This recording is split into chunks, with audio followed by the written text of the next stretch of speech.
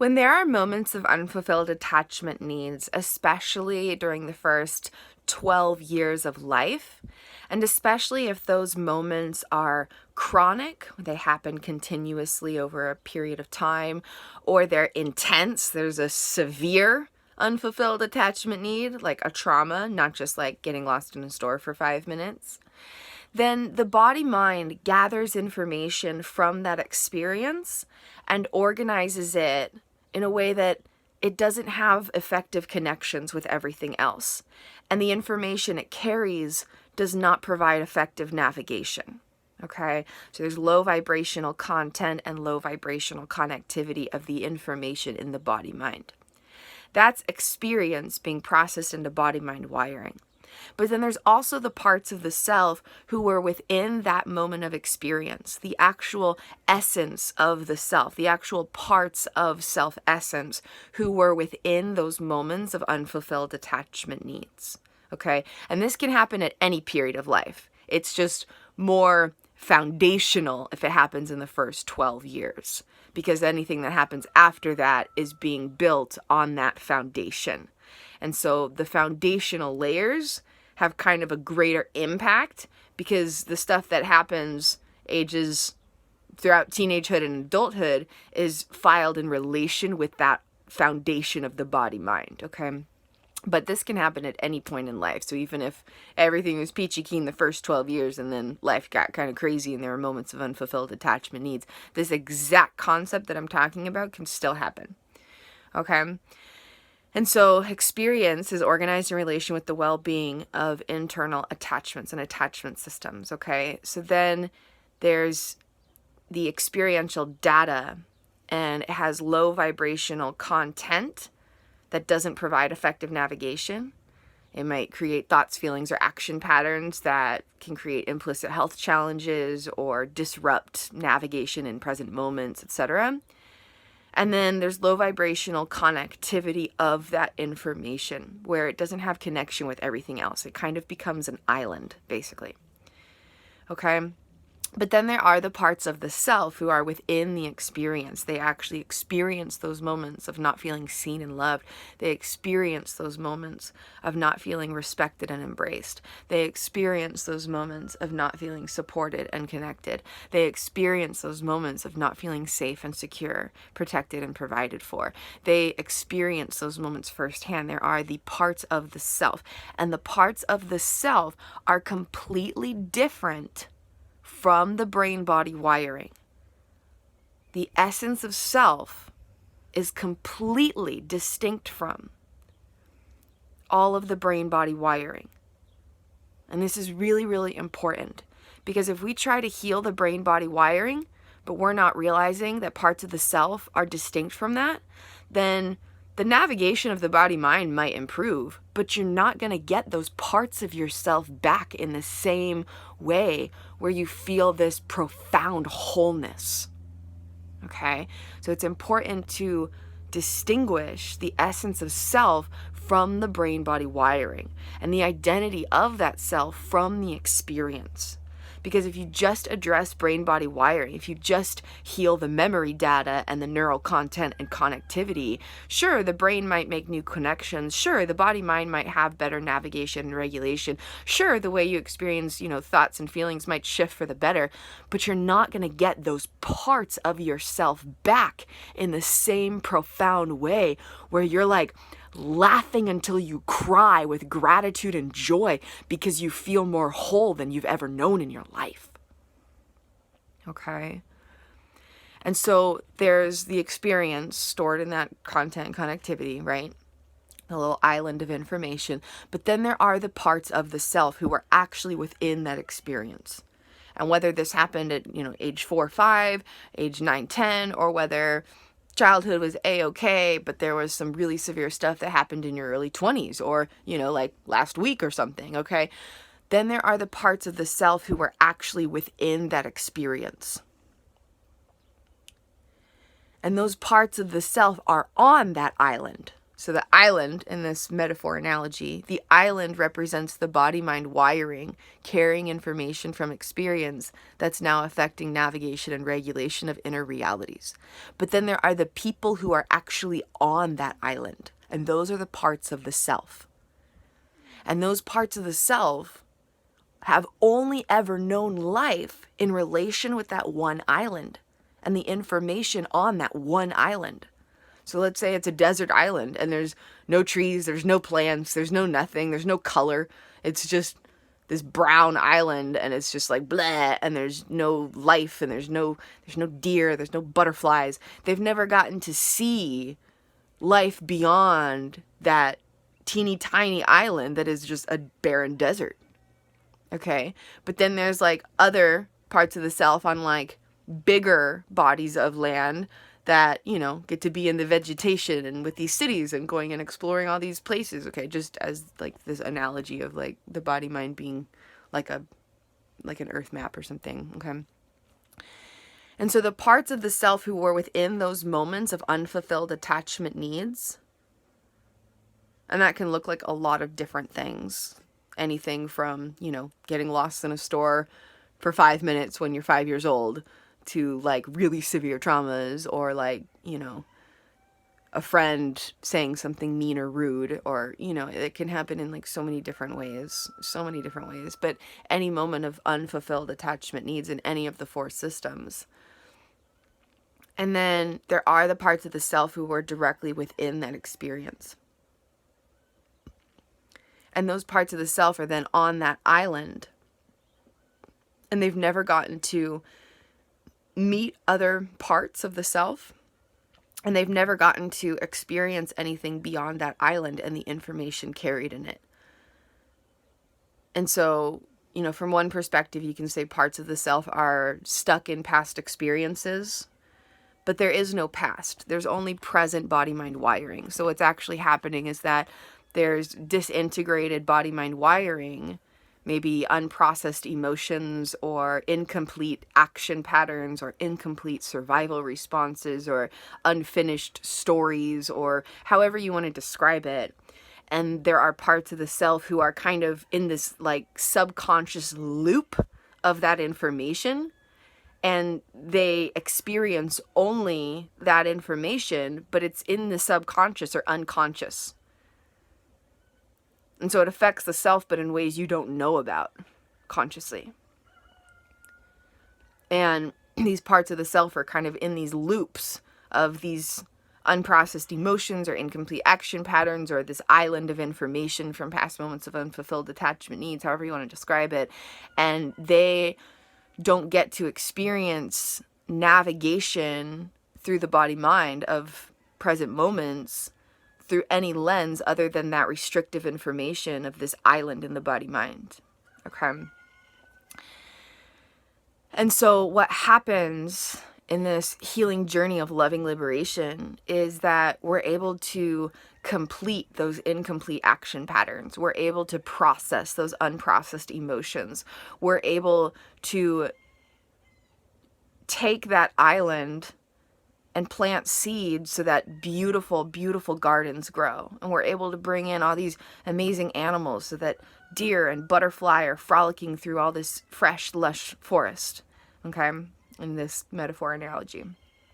So then the island is no longer a barren desert. It's this beautiful, green, luscious, amazing place to be. And then we also take that island and we build bridges to these other bodies of land. Okay? And so we're improving the neural content and we're expanding the neural connectivity. We're raising up this information of the body-mind so that it can be a better space to experience navigation and regulation through, because life experience is processed through the body-mind. And then in that process, the parts of the self who were on that island, they get to have these new experiences. First, of the beautiful, luscious gardens and all these amazing animals that are now on their island when it was just a barren desert before, and they've like never gotten to like see trees before, for, you know, in this example. And then they get to travel through this bridge to these other bodies of land and meet thousands of other parts of self that they never got to know before. They get to meet thousands of other parts of the self that they never got to know before. Okay? And so, as one of infinite examples, imagine that there was a trauma at a young age, maybe 3, 4, 5, 6, and it could be a severe trauma, or it could just be not just, but just in different examples of how it can manifest, because it's not always one big trauma. It can be this gradual disruption of attachment development where, maybe as a baby you cried and you didn't get picked up and held. You know what I mean? There's so many different things that it could be. It's not just one big severe trauma. It can be something where there were small moments, but they happened continuously, or, as a young child, you maybe loved finger painting, and every time you made a finger paint, you would excitedly show your caregiver or parent, and they were like, whatever, I don't care. And that experience, as seemingly small as it might be, it's a finger paint, had a huge impact on the attachment development that sculpted the foundation of the body mind. Okay, so it can be so many different things.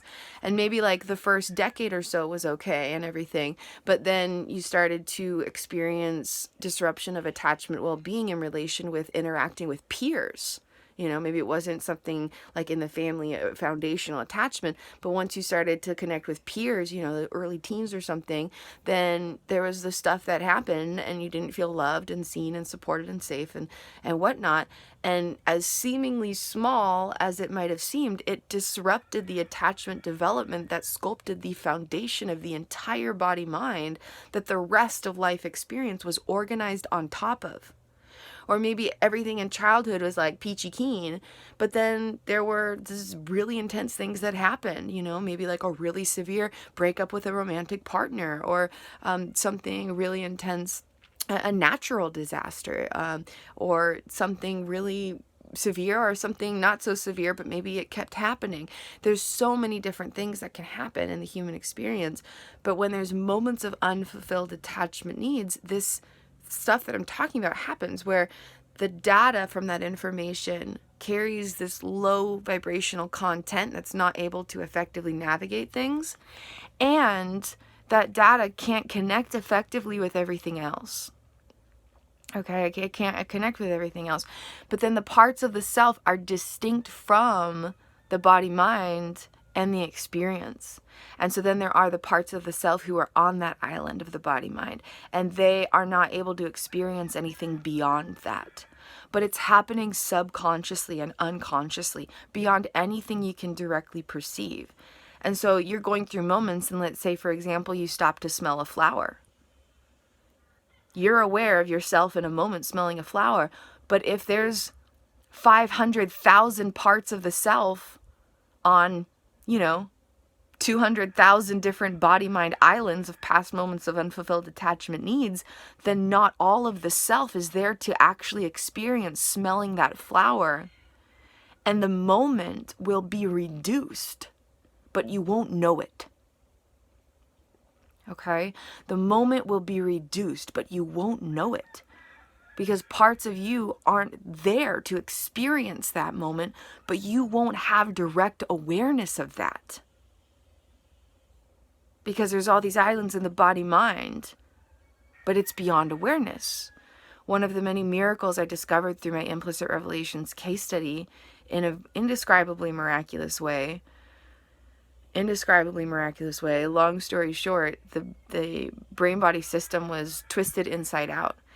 And with the mind-body disconnect and dozens and dozens of independent states of activity through these independently developed memory centers, the perception was extremely aware of all this subconscious activity, but had zero connection with feeling things in the actual present moment.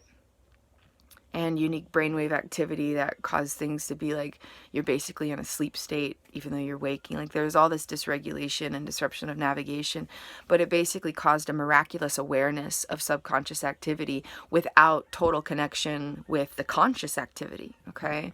It's the opposite of how I experience my brain and my body now. But it was through that journey that I discovered that approximately 99.08% of inner realities exist and operate beyond conscious knowledge, direct perception, and immediate awareness. It's kind of common perception that about 95% does, but it is my full belief that 99.08% of inner realities exist and operate beyond what you can directly perceive. And so if there are these islands, whether that's from age 5 or 10, or whether it was from just a few years ago, then not only is the body-mind not in the greatest health of implicit well-being and effectively able to navigate and regulate life and new experiences, but there are parts of the self who aren't able to be with the rest of the self. And so if you have a new moment and not all of you is there to experience it, you won't feel as whole as you could. And you won't feel the potent power and the quality of that new moment if not all of you is actually there to experience it.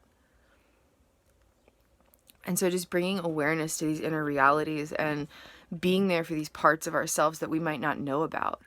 Being there for these parts of the self that maybe we've never fully met before. Being there for these parts of the self who might not be oriented in a brand new moment that hasn't happened. Parts of the self who might be encountering these implicit subconscious projections from past moments of unfulfilled attachment needs.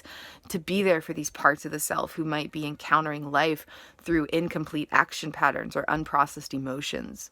To be there for these parts of the self who are not defined by the experience, who have nothing to do with the body-mind wiring. There's so much more than that, but they don't know that because they've only ever experienced themselves through that lens. These parts of the self have only ever encountered their own existence through that desert island, where there isn't much beauty to see, and they're not connected with the rest of the self.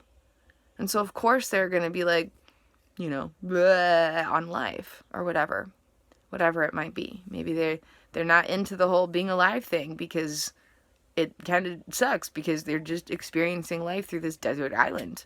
But they don't know that there's all this other stuff out there. They don't know that there's trees. They don't know that there's deer. They don't know that there's butterflies. They don't know that there's other parts of the self that can hold them and play with them and be there for them. And so to be there for these parts of ourselves and 3 of infinite possibilities is that there are childhood self aspects who never got to fully associate with the adult that they grew up to be because of disrupted attachment development. Or maybe there were moments of trauma or stress of any kind, any type of stress response, whether it was like traumatic or not, whether it was like a big capital T or not. And parts of the self who were in some form of a relationship with another person, whether that was a friend or a romantic partner or a neighbor. Like, it doesn't have to be like a big relationship, but literally any type of external friendship of any kind or a work colleague, literally any external interaction with another person.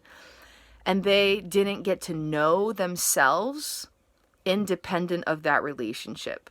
Like how the self associated with the self had a dependency subconsciously on how they associated with that other person. And so if you only know yourself in relation with your family, or you only know yourself in relation with your friends, or you only know yourself in relation with your partner, or you only know yourself in relation with your work colleagues, or you only know yourself in relation with these friendships with your neighbors, then there are parts of the self who have never actually met the self. Okay, it's just 3 of infinite possibilities. Those are ways that the body-mind can be having these islands where parts of the self haven't fully met the rest of the self yet. And the body-mind is navigating life from a restricted space. And this has been kind of the normalcy for humanity for a really long time, but we're evolving beyond that, where divine consciousness gets to come in and say, I have power. I have power to be love. I have power to heal this. I have power to shift this. I have power to reclaim myself within it. I have power to reconnect with these parts of myself. I have power to transmute any blockages. I have power to reconstruct these islands and expand and grow new seeds on all of these islands, and then connect all these islands of my body mind so that it's one big beautiful world that's all able to be experienced by all of these parts of the self together. I have the power. I have the opportunity. I have the responsibility. I have the beautiful, blessed gift of getting to do this in myself. And when we do this inner work play for ourselves, it could be inner work or shadow work or light work, but it's really just play. It's a play of love. It's a play of love. It's a play of love. So I get to do this inner play of love and have it transform my entire existence from the inside out. Where if I go to smell a flower, there are trillions of parts of me there to experience that together. And maybe that never happened before. And when we shift it for ourselves, we are giving a gift to the world also, because we are one collective consciousness. Humanity is connected vibrationally through the sacred essence of our divine beingness. And when we help to uplift and shift ourselves, we are giving this gift to the world also. And when we can expand to this greater love and wholeness inside of us, it has quantum ripple effects. And so it's really quite selfless to invest maybe even hours every day, whatever it might look like, to this inner play of love. And my favorite part about this healing journey of loving liberation, that is part of my very sacred divine mission here on this planet, a big part of my reason for being here, my reason for being in this experience, my reason for aligning with this purpose, is so that this inner work can be a play of love, okay? Rewiring hundreds of trillions of energetic pathways in the body-mind, impacted by every nanosecond of personal experience since before you can remember, since infancy, and allowing trillions of parts of the self to come home to each other in a brand new present moment, shape-shifting navigation and regulation of the body-mind, liberating, uniting, and expanding infinite parts of the self, reclaiming the way that you associate with yourself from a space of love and attachment well-being, getting to know yourself independent of experience so that you have more influence energetically within experience, because there is a greater wholeness from within you. Healing anything that needs to be healed and then expanding into all that you truly are, because healing really is just restoring ourselves to our natural state of love and well-being. Healing restoration, transcendent transformation, inner power reclamation, and loving liberation are kind of like the themes. This process gets to be fun and easy. It gets to be fun and easy. This process gets to be fun and easy. Okay? This process gets to be fun and easy. So even if you're transforming the most gnarly of experiences, or even if you're rewriting the most intensive things of the body-mind, or even if you're connecting with parts of yourself that you've never met before, no matter how intense or dramatic or intense or just gnarly or whatever it might be, or maybe it's not something so intense, or maybe you are literally rewriting your entire existence because every moment of your entire life since childhood has been just unfulfilled attachment needs. Or maybe it's something less subtle, but no matter who you are or where you're at, if there's been any moment of unfulfilled attachment needs ever, if there's been any type of navigation or regulation of the body-mind ever that you kind of just like, hey, I would like this to be a little bit different or a little improved, or if there's any part of you that hasn't yet experienced such wholeness, that just breathing allows you to feel contentment because you get to be there with all of you. This healing journey of loving liberation gets to be fun and it gets to be easy. And even when we're transmuting the greatest depths of unconscious memories that can't be consciously accessed, even when we're recovering these parts of ourselves who have been so lost in the lower dimensional illusions that they forgot how perfect and priceless and beautiful and powerful that they are, even when we're starting to realize our divine worth for the very first time in our lives, even if we're going through all of this stuff, the journey gets to be easy and it gets to be fun. And that's what I'm here for. The avenues that I've created for this restoration, transformation, reclamation, and liberation are effective and enjoyable, backed in neuroscience, backed in understanding of attachment development, backed in a deep understanding of the neuroscience of unconscious memories and the way they're organized throughout the brain and the body and the way they affect personal experience, a deep backing in this factual scientific knowledge, but in a way that is so fun and filled with love and compassion and creativity and flow and blissful rewards every step of the way. Where even if you don't reach that end goal of like being perfectly restored or whatever it is, whatever intention you have for the journey, even if that thought form is still coming up sometimes, or even if you don't feel fully connected with that part of yourself just yet, or whatever it might be, every step of the journey has rewards. And you get to feel that in your heart. You get to expand into this satisfaction and gratification of, wow, like this feels amazing. This feels incredible.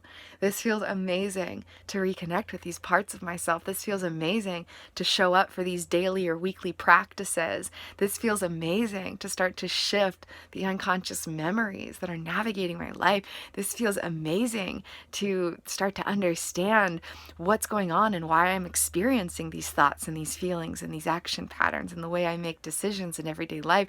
It feels amazing to expand awareness about why my body-mind navigates external relationships the way that it does. It feels amazing to start to understand why I perceive my own physical body the way that I have. It feels amazing to have these really fun new experiences. It feels amazing to experience everyday magic in new ways. It feels amazing to get to have these little practices where I just have these moments of breaking through and feeling unconditional love like I've never known before.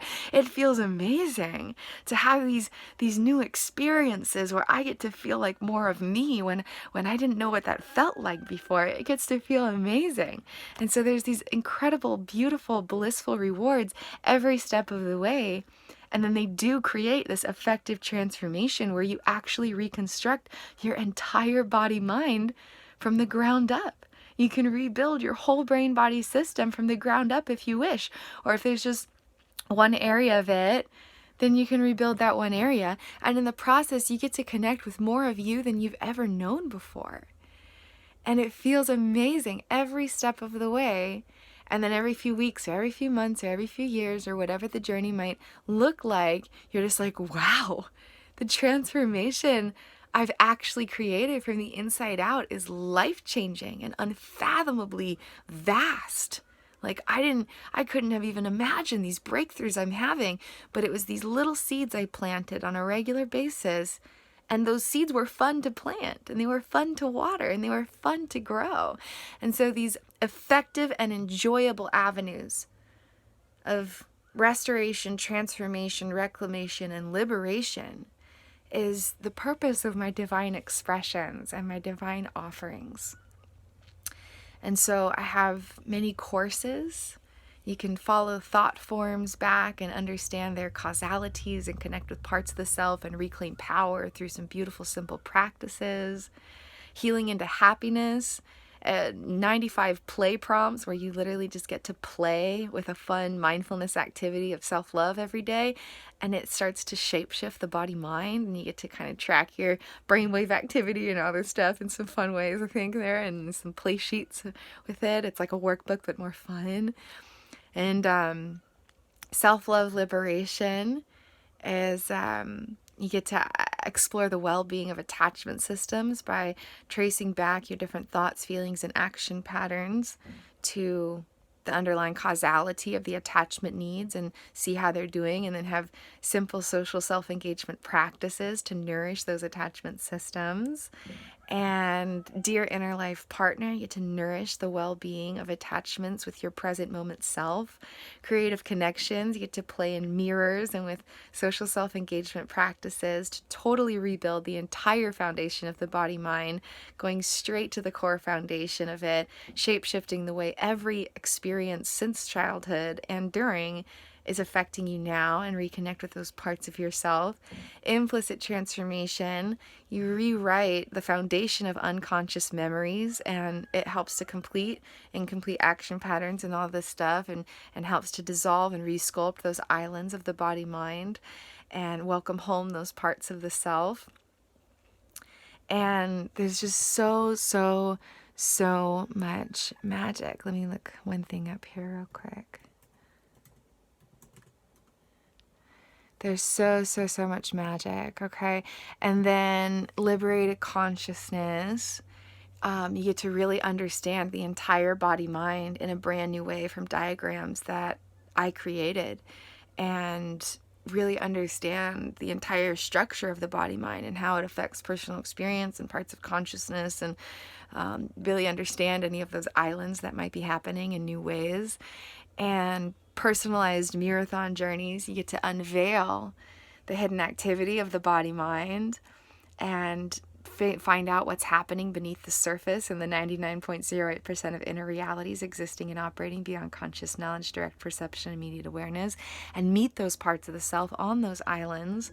And then if you desire to have a personalized marathon prescription where you get to just lovingly play in mirrors with fun activities and resculpt all those islands and welcome home all those parts of the self. And Mystical Odyssey Imaginatives, do an inward hypnotic adventure of consciousness where you go into a creative inner experience through your imagination that I serve as a channeled guide through.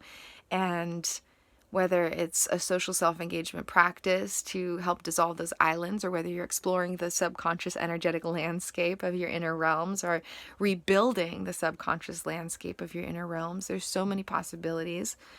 Meeting your soul self essence independent of body-mind wiring, or exploring how the body-mind wiring is affecting your sense of experience in the earth. Or there's so many different things that can come through a Mystical Odyssey Imaginative.